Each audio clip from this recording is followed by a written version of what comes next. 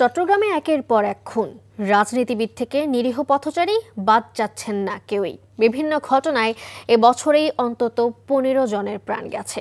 প্রশ্ন উঠেছে এসব হত্যাকাণ্ডের কারণ নিয়ে, কোথাও আধিপত্য বিস্তার, কোথাও আবার চাঁদাবাজি নিয়ে সংঘাত। তবে বিশেষজ্ঞরা বলছেন রাজনৈতিক অস্থিরতার সুযোগ নিচ্ছে পেশাদার সন্ত্রাসী সহ তৃতীয় পক্ষ।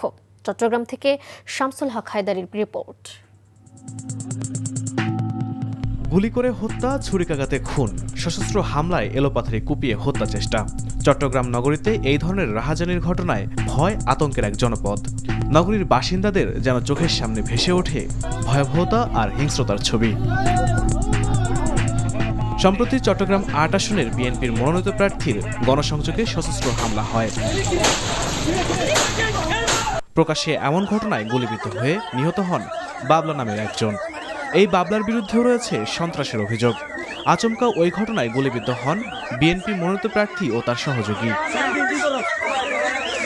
শুধু তাই নয়, চলতি বছরে সশস্ত্র হামলা, প্রতিপক্ষের সাথে গোলাগুলি, চাঁদাবাজি, এমনকি রাজনৈতিক দ্বন্দ্বের বলি হয়েছেন অন্তত 15 জন, যার মধ্যে অর্ধেক সংখ্যক রাউজান উপজেলার।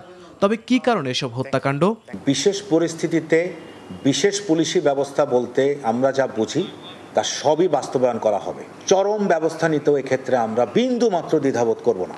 কোনো অবস্থাতেই কোনো একজন শান্তিপ্রিয় নাগরিকের মধ্যে কোনো নিরাপত্তাহীনতার বোধ তৈরি করতে পারবেন না, আমরা দিব না। পুলিশ বা সন্ত্রাসী একসাথে থাকবে না। আমাদের জনগণের নিরাপত্তা বা নিদ্রা যারা ভঙ্গ করবে, জনগণকে যারা অশান্তিতে রাখবে, তাদেরকে আমরা থাকতে দিব না। হয় তারা থাকবে, না হয় আমরা থাকবো। অপরাধ বিজ্ঞানের শিক্ষকের বিশ্লেষণ, সন্ত্রাসীদের রাজনৈতিক দলগুলোর আশ্রয় প্রশ্রয় এবং কখনো কখনো প্রতিপক্ষের বিরুদ্ধে ব্যবহারের কারণে নগরীর আইনশৃঙ্খলা পরিস্থিতির অবনতি হচ্ছে। আমাদের সমাজে বর্তমানে এক ধরনের বিশৃঙ্খলা বা অস্থিতিশীলতা কাজ করছে।